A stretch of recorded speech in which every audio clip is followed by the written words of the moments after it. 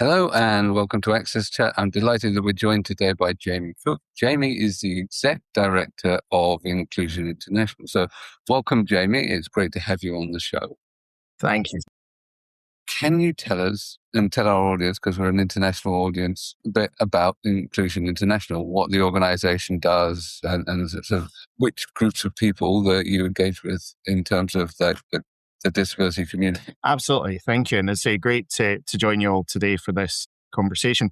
So Inclusion International is the global community for people with intellectual disabilities and their families. So we operate in about 115 countries, about 200 member organizations. At the core of everything we do, as I say, are organizations led by people with intellectual disabilities themselves and or their family members. But we also have service providers and other organizations who are members and support the work that we do. As I say, we operate across 5 regional structures. We have 2 very formalized, so Inclusion Europe and Inclusion Africa. And then we also have MENA, the Americas and Asia Pacific, which probably could do with a bit of looking at, given that covers about half the planet just in that one region there. But we undertake research, policy work, advocacy. We work from a global level at the United Nations down to very local levels with our members and participants there, and across a range of different topics. Anything really that is driving that sense around inclusion, but particularly, I suppose, around education, around the care and support agenda, around employability, and around other areas that we really see impacting and excluding our members and the people we serve from the wider society and economy. Great. Thank you for that explanation. Deborah, I know, has a question, so I'm going to hand it straight over. Well, and welcome to the program, Jamie. I have been a fan of Inclusion International for a long time. I also am blessed to have a daughter that's 39 years old that has Down syndrome and autism. So she has a dual, as she's become an adult, she's gotten a dual diagnosis. But the one thing that I just love about Inclusion International is that you are taking all of our community from the perspective of intellectual disabilities together. Sometimes I see, like every other, everybody else, sometimes I see our communities, the intellectual disabilities communities infighting a little bit. It's like, oh no, everything's about autism. No, everything's about... And it's just so much broader than just autism, Down syndrome.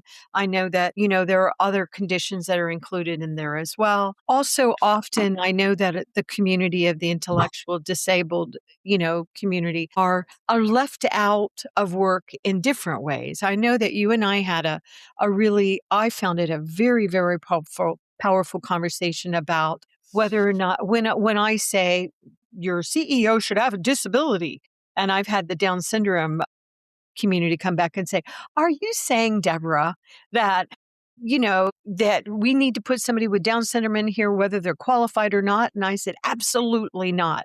So I just wanted to start with some of those dynamics. I love that you have 200 organizations involved, but just our part of the community, we also have these challenges that can bleed over to the rest of the community too. Thank you, Jamie. 100%. And I think, we're in challenging times for lots of different reasons. And I think that splitting between communities, or the infighting, as you say, sometimes can recognize very important differences or areas that we do need to be sensitive of and respond to, but also run the risk of diluting our chance to impact and to drive real change. And I think one of the things I've seen, I've been lucky to serve as executive director for just over a year now. And it's been an incredible honor and an incredible opportunity to come into this community, is that I think particularly when we look at intellectual disabilities, traditionally we are seen as a small part of the wider population. And so maybe we'll get to us eventually in the end when we've done other things. And actually what we have is this really vibrant, connected community. And yes, proportionately maybe small, but actually is a place where you can have the biggest impact, because anything that's introduced to benefit people with intellectual disabilities and their families benefits society as a whole. And I think that's been really exciting to start to see where some of these interactions and intersections are so important and so crucial. And I think for us, particularly at Inclusion International, it's also why having at that absolute core of what we do. So we are an organization of persons with disabilities, but at the core is that balance and that importance of people with intellectual disabilities and their families. sometimes the two communities can be set up almost in opposition to each other within that part. And we recognise how important it is to look at those wider family structures, the support and the challenges that are there for parents and siblings and other family members within that work. So I agree with you. I think it's so important that we see these opportunities for collaboration, these opportunities for bringing together different parts, not just of intellectual disability and neurodivergence, but also across the disability movement as a whole, to have maximum impact where we possibly can. Welcome, Jamie. So what progress can you identify that we are making at the moment in terms of in terms of people with learning disabilities? Do you see anything happening in different geos? So I'm very trying to be positive here. What are we winning and what are we achieving of positive? Absolutely. And I refuse to be anything other than an optimist, even if it has to have a healthy degree of skepticism or reality to it just now. I think we're still seeing, firstly, we are in overall place of progress compared to where we were. You know, as we celebrate this year the anniversary of the UN Convention on the Rights of Persons with Disabilities, we look at the impact of the Americans with Disabilities Act, we see some of the progress that's been made. The movement has come a long way over the years, and I think there's much to celebrate there, even in amongst challenges. But I think a few things I'm seeing where we're making progress, but there's still obviously further to go. One is around some of the kind of uptake of language. Now, there's a danger when language is taken up if it's not followed up with action, because then it just becomes a way of covering other behaviours. But I was really intrigued earlier this year to be at the launch of the Global Education Monitoring Report, which came out of UNESCO. And they were talking there, every single government representative who got up said, we are committed to inclusive education. Now, I think we as an organisation would challenge the delivery of some of that, but at least the recognition of moving those systems towards a more inclusive approach, I think is something that's to be welcomed. I think we're also starting to see some real changes around what I just said a minute ago about that idea of the community being the small part we come to last, as opposed to actually where we should be starting interventions and innovations, because the opportunity for impact is so big. And so when we're starting to talk to partners, whether that be in governments, whether that be in businesses, whether that be in wider society, actually starting to recognise that there's a real chance to drive some change within this community. And I think that's really exciting to see. And I think we're seeing out there some examples of where businesses and kind of employment is starting to recognise and change a view of people with disabilities in general, but people with intellectual disabilities as being a challenge or a burden or an impossibility to actually an untapped resource, an untapped talent pool. And I think that becomes quite exciting in terms of that potential that we see on a day-to-day basis of the people we serve, but actually starting to get that out into the wider discussion there. So I think there's much that we can be concerned about in the world today, but I think we are still seeing a direction of travel that we are committed to ensuring continues. That is about building on that space for positivity, for recognising the values that people within the community bring and offer to society. Yeah. I think it's always good to remain positive. It's so easy to not be in times of significant challenge. I'm going to ask the inevitable AI question, because no one can talk about anything without AI these days. What do you think are both the positive and the sort of potential challenges of AI when it comes to the intellectual disabilities community? Because in some ways that you can see, certainly amongst the sort of the neurodivergent community, that share some of the same challenges, in terms of reading and comprehension and stuff like that, that AI tools actually present a way to simplify text, extract meaning and so on. But at the same time, sometimes getting the best out of them requires significant knowledge, money, yes. And also, I think about the spread of misinformation. I think that these are, in my mind, are some of the sort of challenges and opportunities for the IDD community, but maybe you see others as well. Yeah, no, absolutely. I mean, again, kind of going with my optimistic theme, I think with AI, when you see the power of the tools and the opportunities that are offered there, I think there's huge potential. And for the community we serve to be able to have, as you say, ways of having materials interpreted or made more accessible, of condensing information into a way that actually people are able to start to access, for opening up ways of developing tools that perhaps, when you look at some of the ways you can develop apps and other kind of products through AI tools now that weren't as accessible before, I think that suddenly starts to give opportunities for people with intellectual disabilities to utilize some of the creativity and the ideas that they possess, but maybe utilize some of these tools in a way to do that. So I think there's lots to AI that's incredibly exciting. And I always think back to when I used to work for a group called the RSA, which is an old think tank based out of London. And I remember we set up a project when I was there with a cohort of people with learning disabilities in Scotland who joined as life members, life fellows of the RSA. It was the best project I was ever involved with during my time at the organisation. And they all came in with incredible projects that they were working on. But I remember having a discussion where they fed back on the journal that was produced by the organisation. They said, look, we're life fellows. We want to be active participants. When we go to an event and we're sharing a glass of wine with our fellow fellows, we want to talk about what's in the journal. However, it's in inaccessible language. It's difficult. Would it be possible to get an easy read version of the journal produced? When I explored that with the publishers, they felt it wasn't the nature of the articles and so on.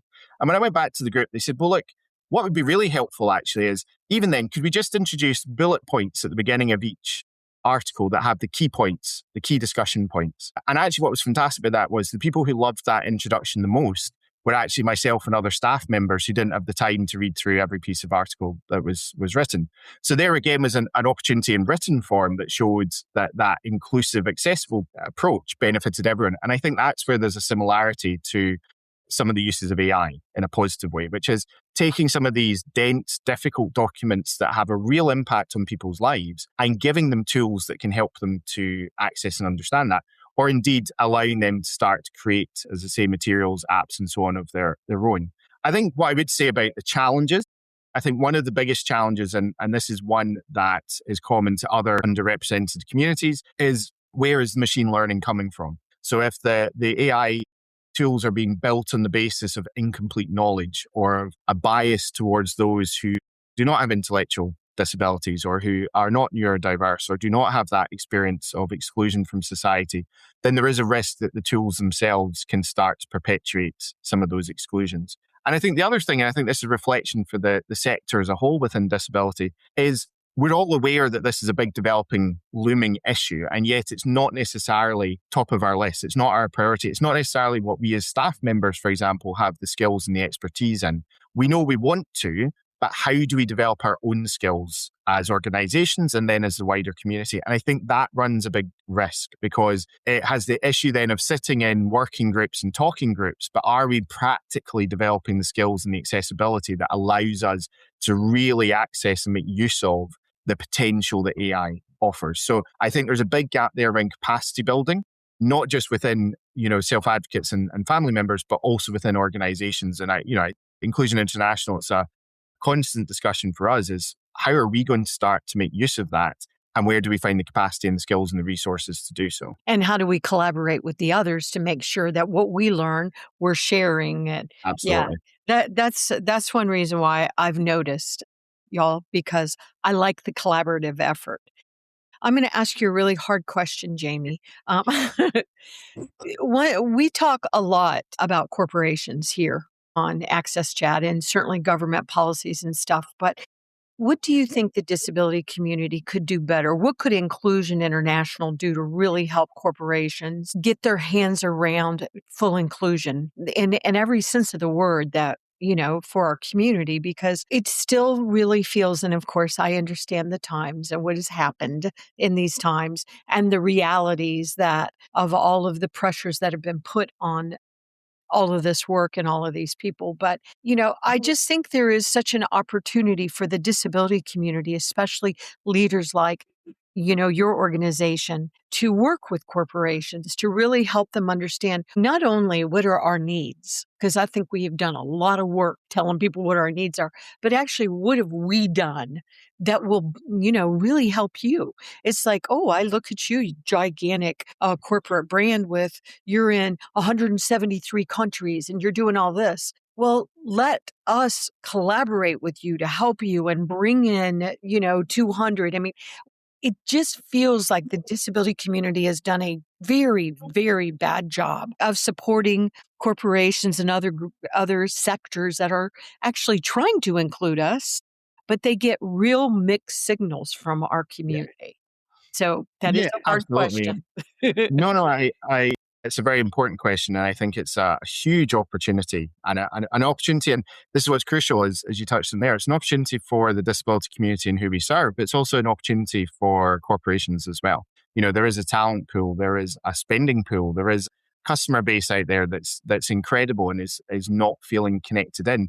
I think there's a few aspects to it. One is, I think, as a whole, across the disability movement and across the kind of charity movement in general, I don't think we're really good at knowing how to talk or how to approach business and corporations. We are aware, but we maybe start from a basis of either, in a lot of cases, suspicion. Are these, big, bad, evil corporations that are somehow going against the community, as opposed to potential partners and collaborators and people who see that shared value? We see them as, is this somewhere we can get money from?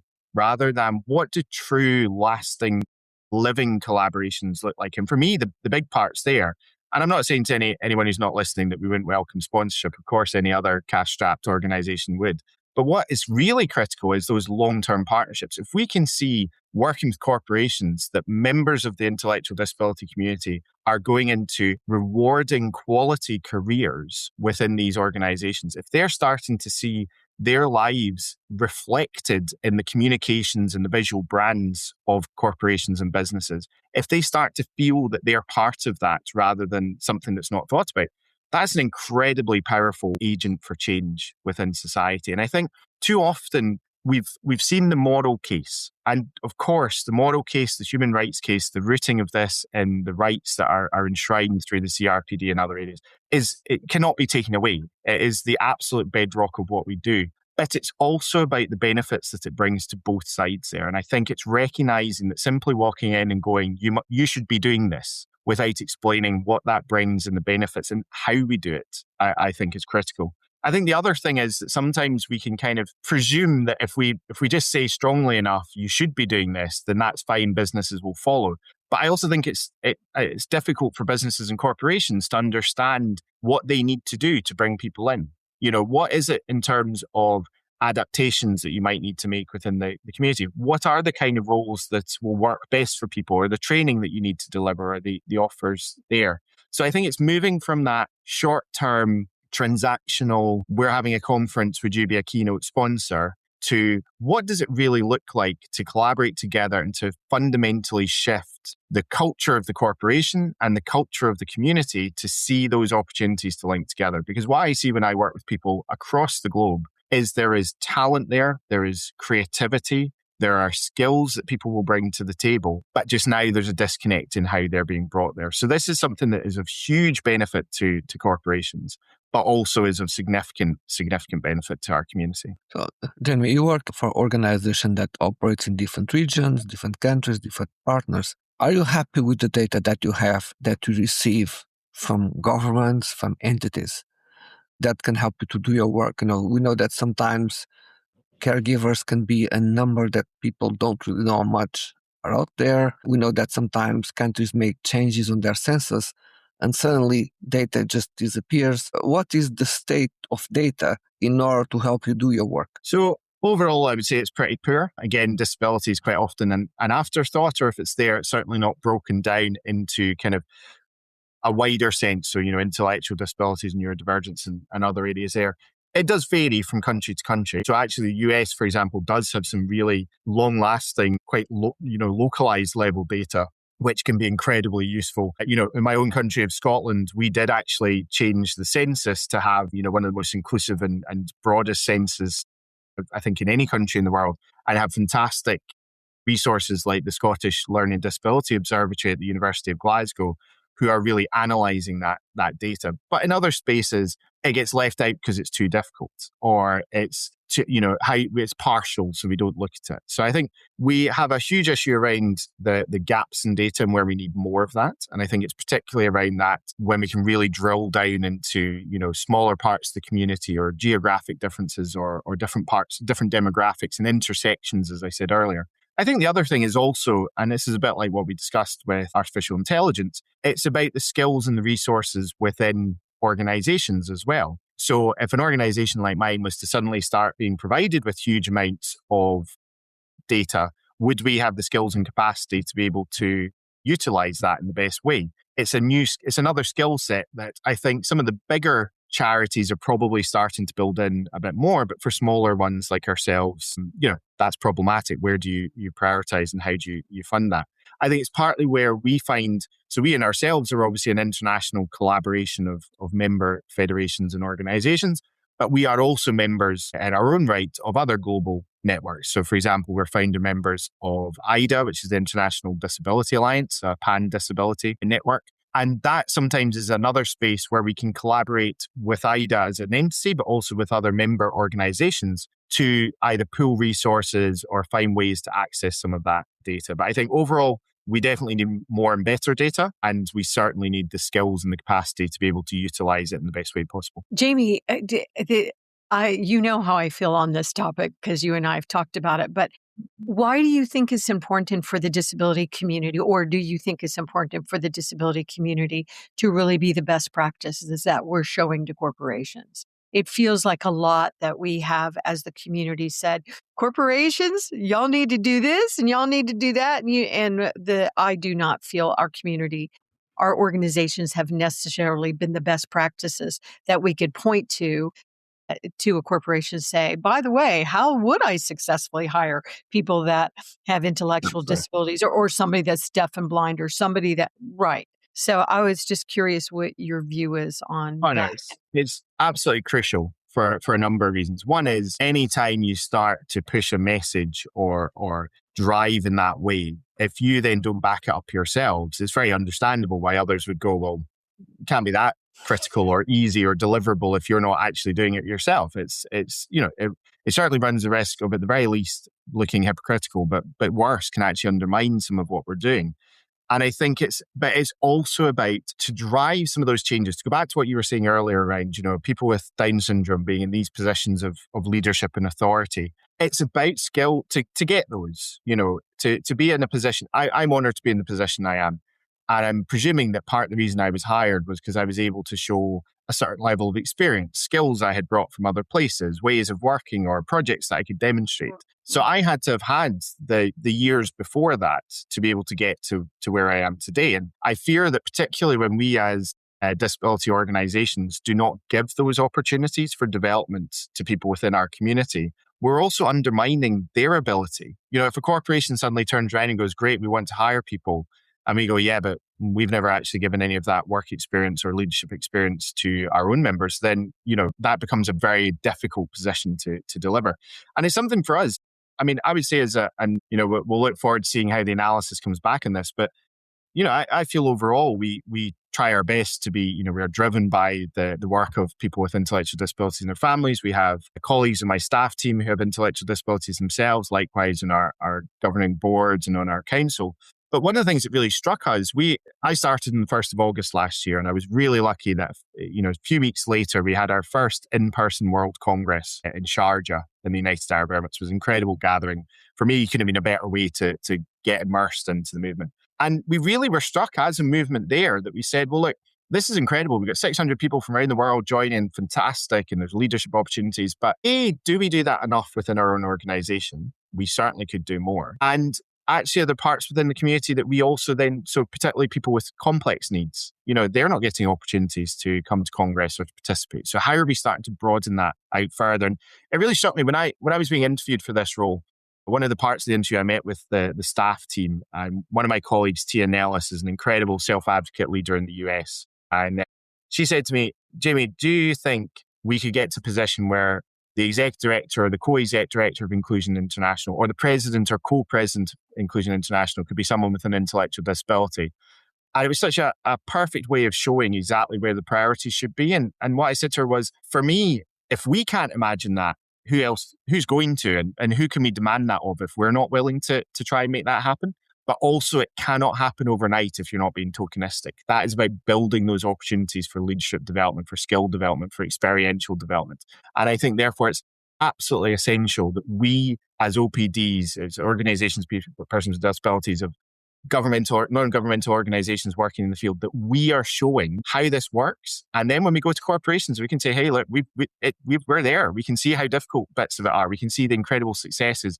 Join us on that journey instead of us just pointing you in a direction to go. Yeah, I think that's a very powerful point well made, Jamie.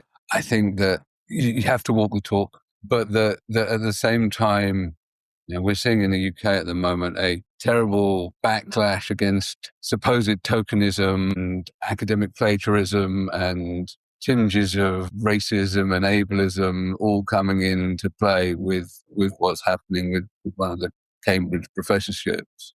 Organizations need to build credible pipeline and capacity to then take up those roles so that you don't end up with tokenism, because tokenism is bad for credibility in general, but it's also bad for the individuals that get elevated into positions that they could be accused of not deserving. It's stressful. It creates resentment in all sorts of ways. So the capacity building, the teaching of skills, the giving of experience is all part of a long-term building of capability and next generation leadership. So yes, you as an organization, that should absolutely be your long-term goal. But we have to recognize that you can't do that instantly. So how do you, so what are sort of some of the things that you put in place to help? So you're employing the individuals within your own organization and within some of the others within your umbrella, but what are some of the how do you teach people the skills? Are there particular initiatives that you or your members run that teach people those leadership skills? Because they're very different to the skills that are often taught to people with intellectual difficulties, which are sort of, how are you going to serve in a shop? Because people have that lower level of ambition, unfortunately. Absolutely. No, and I think there's a number of ways. So I think part of the issue and where the tokenism aspect can sometimes be raised is when the whole process is solely focused on getting someone in the door. And actually, it's about the culture and the long-term opportunities there. We don't want people with intellectual disabilities to have jobs. We want people with intellectual disabilities to have rewarding careers. There's a fundamental difference between the two. And that can be where is most appropriate and what feels best and works for that person. But it's about, therefore, building on the culture. So we created a resource with Down Syndrome International a few years ago called Listen, Include, Respect, which is about how do you move beyond easy reads to actually truly inclusive communications, truly inclusive organizations. So it's about looking at how this works across the whole place. So what are some of the barriers that perhaps some of the people are encountering, but also how does that benefit other people? When actually you make some of these improvements about making communications more accessible or looking at the kind of working environments, these actually can benefit across your entire staff. And it's because it's seen as a long term rather than, hey, great, we hired one person with a disability, we've ticked that box. This is about, how are we going to keep seeing that? So yes, us as organizations helping to create a pipeline,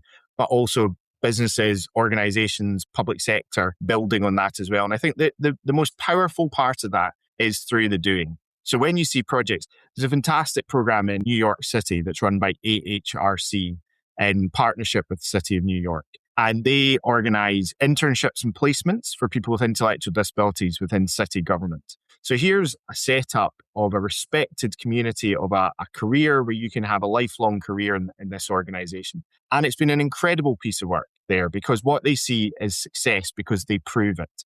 This isn't tokenistic because the people who are coming in and who are then being kept on in these good careers are there because they're really talented. They're not there because, great, we can say we ticked off whatever percentage or whatever box.